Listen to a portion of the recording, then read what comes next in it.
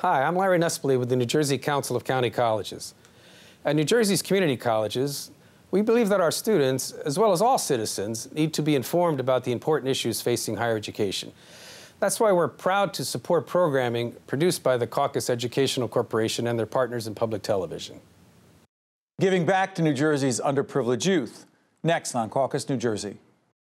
Funding for this edition of CAUCUS New Jersey has been provided by the Give Something Back Foundation, providing mentors and scholarships to help Pell Grant-eligible students go to college and graduate in 4 years debt-free. University Hospital, Newark, New Jersey. QUALCARE, Inc., a managed care company administering health plans that care about your health care. Bergen Community College. The New Jersey Education Association, New Jersey Council of County Colleges, and by ShopRite Supermarkets. Promotional support provided by NJ Biz, all business, all New Jersey, and by New Jersey Monthly, the magazine of the Garden State, available at newsstands.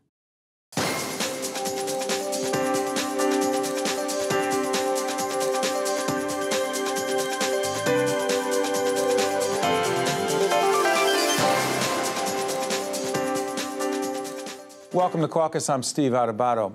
Bridgeton, New Jersey has the highest high school dropout rate in the state, and it has the least amount of students obtaining a college degree in New Jersey. Here to discuss Bridgeton and how it's coming together to help students stay on track to graduate with a college degree, we are joined by Jennifer Henderson. She's the program director for CASA of Cumberland, Gloucester, and Salem counties.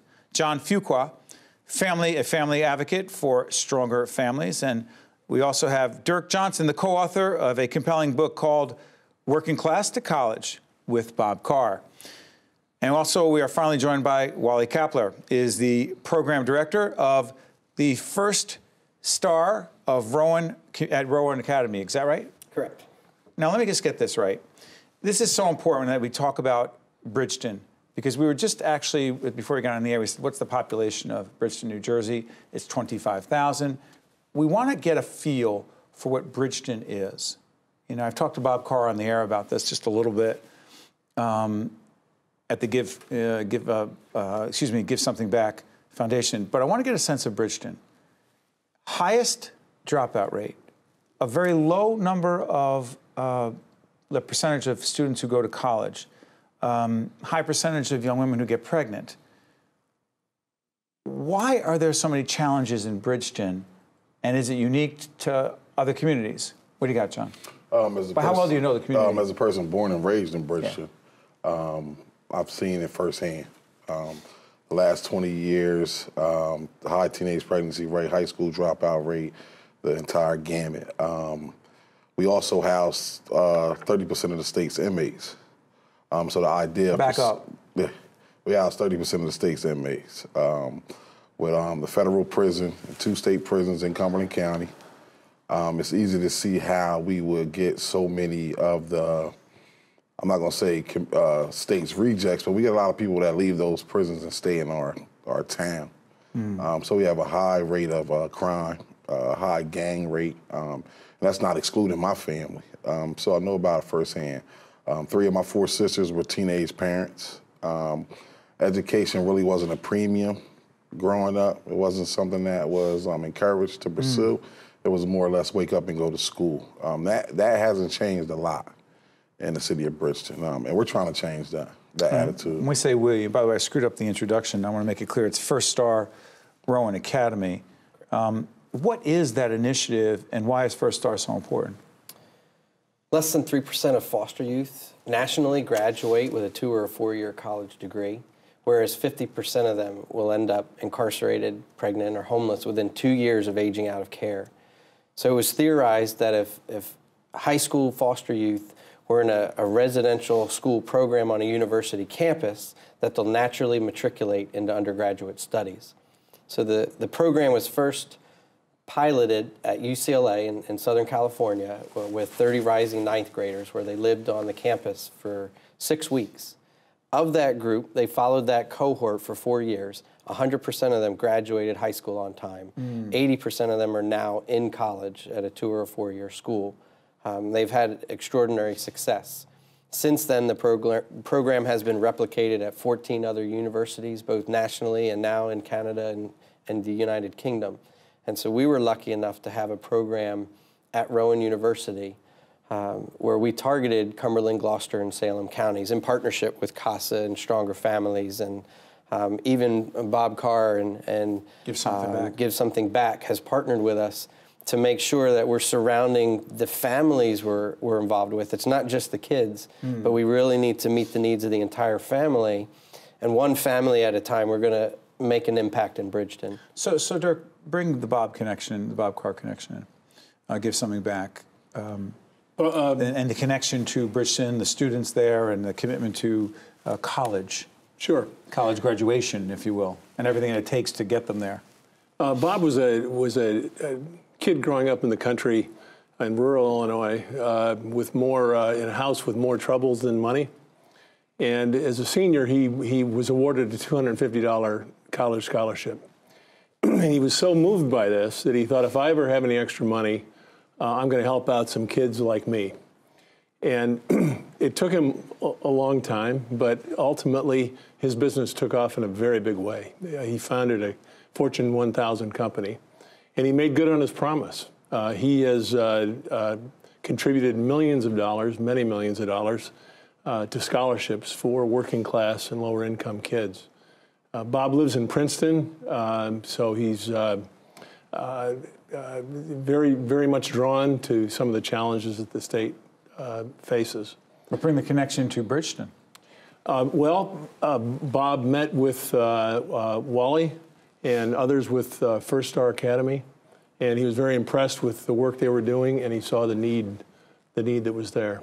And so some students have been identified, if I'm not mistaken, in Bridgeton. They explain this a little bit. So there are students in Bridgeton who are getting tutoring, getting mentoring, getting helped to put them in a position to get them on track. And by the way, they have to work really hard to stay on this track and get support, financial support, to go to college and ultimately get a college degree. Is that a good description of what we're talking about? Yeah. Absolutely. What are they facing? What are some of the challenges they are facing? Because it isn't just these students, it's their families as well. It's their families as well. So I started working with CASA. And by the way, describe CASA. CASA's court-appointed special advocates for children. So we are a volunteer-run organization, volunteers who advocate for children in court. So they would have open DCP&P cases or Department of Children Protection. Who are some of these children? I mean, what are they facing? All types of abuse, physical, mental, in-home placement, out-of-home placement. A lot of our cases are centered around opiate abuse. We've seen that increasing over the years. But I started in 2013 before we started really partnering with First Star, and Bob Carr came into our lives. And I've seen children start to become discouraged. They're not wanting to finish high school. I was one of the chosen few who was able to select the children that got to take part in First Star, which is really incredible for me, because I know every one of these children deserves a chance to have a network of people believe in them. So I've actually seen the shift now where there are children finishing. One success story. So one of our CASA children unfortunately lost both of her parents. This particular girl is an incredible singer. I was lucky enough to drive 2 hours to pick her up for First Star Saturday. And that was the best drive I've ever had. I mean, it was emotional. I was crying. She wasn't. She was used to talking about this, just hardened. What was she talking about? So she wanted to tell me about what it was like in foster care. And one of the things she told me was in the home she was with, they were afraid to show her love. And that's what she needed the most. But she, more mature than her years, 14 years old, she told me that I needed love, but they were afraid to show it to me. Their foster parents seemed to be afraid to get attached. And she said, but I needed it more than ever. So I'm crying. She's like, it's okay though, because I'm here now. And I've seen her, it's been 3 years, and I've seen her grow. I watch her YouTube videos. She's an amazing little girl. What is her potential future? What does she want to become, Wally? She's changed. I know she wanted to be a singer. She changes often. From an academic point of view, though, here's the thing. Does she have the potential to go to college graduate from college, and by the way, that is, in fact, in many ways, talk about success stories. Working Class College has a series of success stories, if I'm not mistaken, right, Dirk? Kids that triumphed in the face of terrible odds against them, yes. So my question is, for you, John, you have seen some success stories. You've seen so many that don't make it. What is the message? And by the way, your organization, tell folks what Stronger Families is all about. Stronger Families is an organization sponsored by the Pascal Sykes Foundation. That's a group of collaborative partners throughout the community geared towards making families self-sufficient. One of many things that we do in the community, whether we linking people up with ESL classes, getting license reinstated, helping out with housing, transportation. We have a lot of people transitioning from jail, so our job is to get them reacclimated back into the community. So here's my question. Given what you do, given what you know, how is it, because there are so many people, young people that are dealing with so many challenges, and Give Something Back Foundation, this organization is doing what you're doing. What message do you send personally and directly to young people that you interact with in Bridgeton to give them a reason to be hopeful? My message is simple, to be honest with you. I tell kids to focus on today. We have to focus on today. One of the things that we used to do so often is we want kids to foreshadow and look towards the future of where do you see yourself in 5 years, 3 years. Let's focus on today. Do the best that you can today. Wake up, do it again tomorrow. And we're getting closer and closer to your goals. And that's my message I send to the kids every day. I see them 5 days a week at the center where we do activities as far as the tutoring, the mentoring. So I get to interact with kids every single day. And the message is just focus on today. So you can't say, where do you want to see yourself 3 to 5 years? That's a tough question for them? That's a tough question, especially when you're dealing with a group of kids that might not be able to see themselves making it past tomorrow. Yeah. What is it specifically? I mean, they need so many different things. But what specifically do a lot of these students need to stay on track and be in a position to potentially go through, succeed, and graduate from college? The first thing they need to understand is that they are uniquely and wonderfully made and that they have a purpose. And I think if they can understand the why am I here, I think we had a conversation about helping them identify why is it that I exist, what is my purpose in life. That will carry them and give them a hope for tomorrow. And I think part of the Pascal Sykes model, and just like Stronger Families, our First Star Academy is fully funded by the Pascal Sykes Foundation. And what is that foundation? It's a great question. It's a foundation that specializes in creating entire family units just working together, where you have 2 adult caregivers that are helping to serve as leaders for the families and to make generational impacts because of that model. And so with all of the families that we work with, we support the entire family. Which is critical. It's super critical. We can help identify a child's weakness academically or socially or emotionally, but if we don't support the entire family and the success of that child, we're only making such a small. But we're up against a break right here. But I want to ask you something. And when we come back, one of the things I want to do is talk about some of the success stories in the book, Working Class to College. But how challenging is it for some of these children when, in fact, some of the parents are not engaged and are just not going to be engaged or can't be engaged? Really challenging, right? It can be a terrible sense of rejection. I don't want to be negative, but I know that that's partly real. Go ahead. There are a lot of these kids are de facto parents themselves. They are the parents. Indeed. Helping navigate their parents when they're not yet old enough to have a driver's permit to drive a car. But you're still positive, and is part of the reason for some of the success stories in there? Absolutely. If somebody believes in a kid, they're a long way down the road. That was in fact what inspired Bob Carr in many ways. He said that when he got the scholarship, he said the money was great, but what really was important is that somebody believed in me. He said, by the way, Bob said the same thing the first time I met him. We did an interview in a different studio. He said, somebody believed in me, right? Well, listen, we come right back after this. We'll be hearing some success stories, but more about some of the challenges that some of the young people face in Bridgeton, New Jersey. It's a population of 25,000, but there are a lot of Bridgetons all over this state, all over this nation, and too often we put them out of our minds, don't think about them, but they matter to all of us. We'll be right back right after this. To see more Caucus New Jersey with Steve Adubato programs, visit us online at steveadubato.org. If you would like to express an opinion, email us at info@caucusnj.org. Find us on Facebook at facebook.com/Steve Adubato, PhD. And follow us on Twitter at Steve Adubato. Welcome back, Steve Adubato. We're talking about Bridgeton, New Jersey. We're talking about creating opportunities for young people there in terms of college. By the way, this book, Working Class to College, one success story that you're really proud of. Describe it. Well, if I can, I'll name two. Sure. Frances Higgins grew up in a tiny apartment. She never met her father. Her mother struggled mightily, worked as a night shift waitress. Frances got a scholarship, went on to become a business executive, is now actually working for Giveback, the foundation. And another is a triumph in the making. There are 2.7 million kids that have a parent who is incarcerated.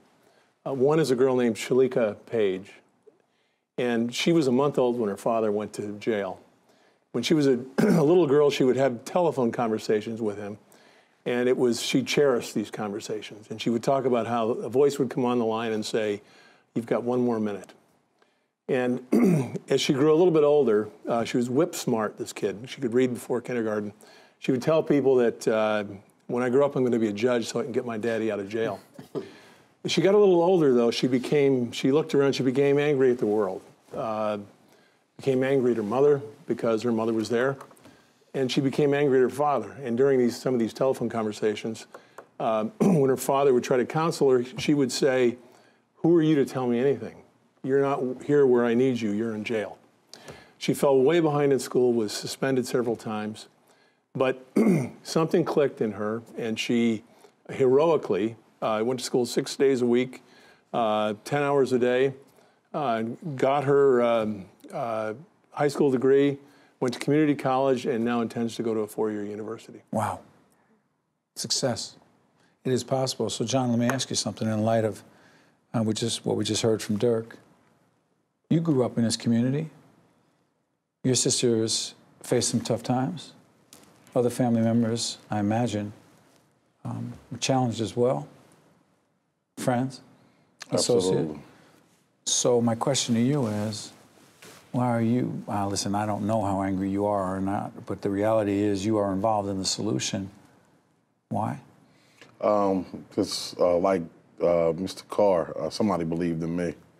I grew up in a community that wrapped its arms around me. When my mother and my father failed, my community extended their arms to me. I'm not here by keeping me on the right track. I was a decent athlete. I was a decent student.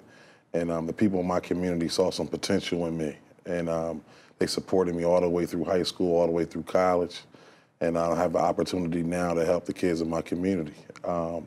It's just the idea of turning around and pulling up the next group of people. I want the kids in Bridgeton to believe that Bridgeton just don't make junk. A lot of us are successful, but it's about making sure we remember where we're from and try to help enhance the lives of others. And that's what I'm here for. You're in the jails themselves, right? You're in jails. Yeah. You go in. You talk to those who are incarcerated, parents, but you also talk to the children of those who are incarcerated, right? Absolutely.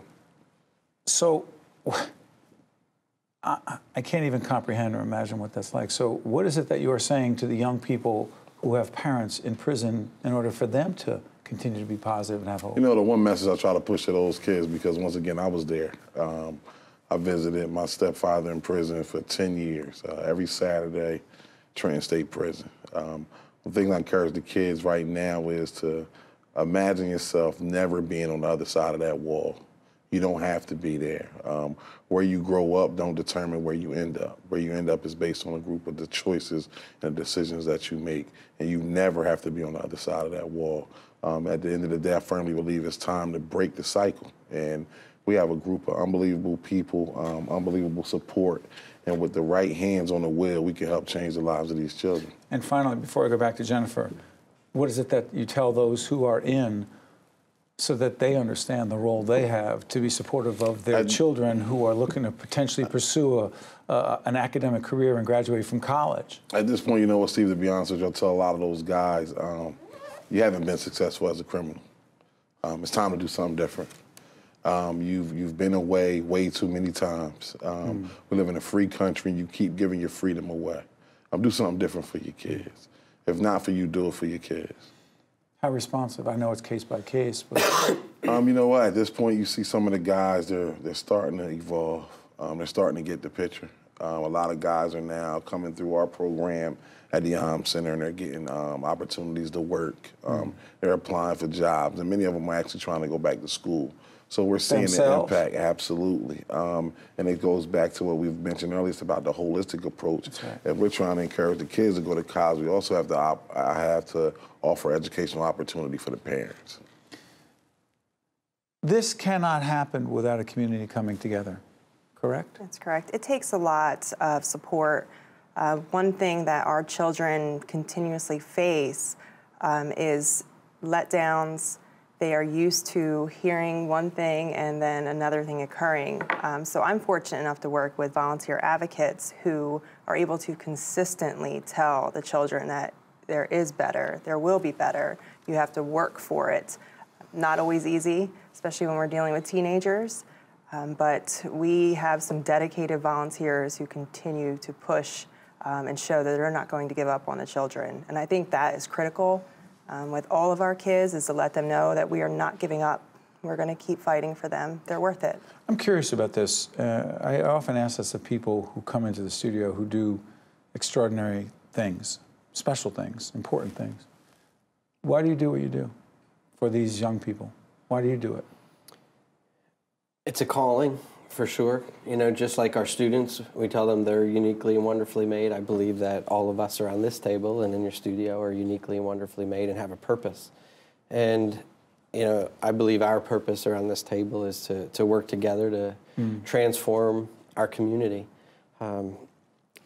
It's really, we knew each other before coming here because we work so closely together. Every one of my students in First Star has a CASA advocate.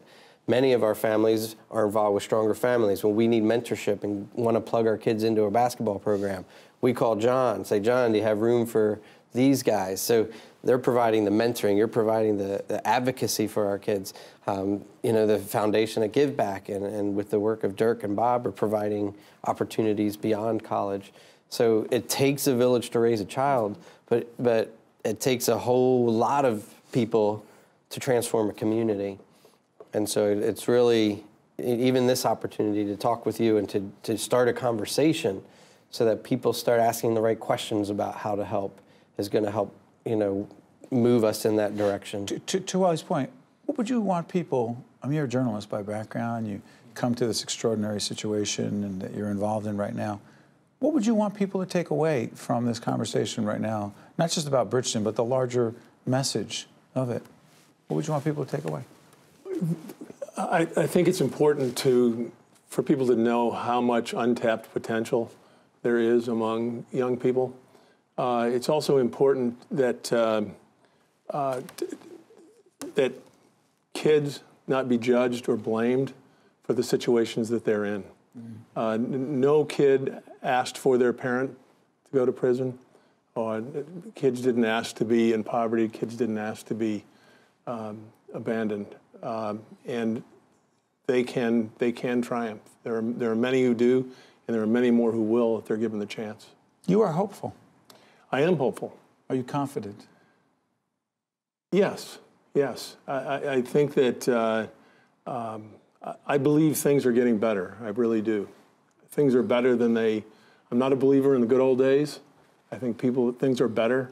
People are better to one another than they were in the good old days, and I think that that in the next generation, they will be better than we are. And real quick, the next book you're working on is? It's about the children of parents who are incarcerated. Really? As well as foster children. A series of cases, case studies? Case studies, efforts like First Star to address their challenges. These are groups that have among the lowest percentage of college attendance. Oh. Before I let you go, you're hopeful? Absolutely. Confident? Absolutely. We only can get better. We only can get better. Well, let me just say this. We have reason to be hopeful because there are people like you and Mr. Carr and a great foundation committed to this effort. And we want to thank you for joining us here in public broadcasting, for sharing the story and sharing your commitment. And we wish nothing but the best for the people, the children, the young people of Bridgeton. Thank you. Thank you. The preceding program has been a production of the CAUCUS Educational Corporation, celebrating over 25 years of broadcast excellence. Funding for this edition of CAUCUS New Jersey has been provided by the Give Something Back Foundation, University Hospital, Newark, New Jersey, QUALCARE, Inc., Bergen Community College, the New Jersey Education Association, New Jersey Council of County Colleges, and by ShopRite Supermarkets. Transportation provided by Airbrook Limousine, serving the metropolitan New York, New Jersey area. CAUCUS New Jersey has been produced in partnership with TriStar Studios. Hi, I'm Mayor Albert Kelly. The Give Something Back Foundation recently awarded 23 ninth graders at Bridgeton High School with full college scholarships. These financially challenged young people could have otherwise never afforded college. By mentoring these students through high school and providing full college scholarships, the Give Something Back Foundation has removed the barriers that prevent them from earning diplomas, helping to break the cycle of poverty. This gift transforms lives, and it transforms our community.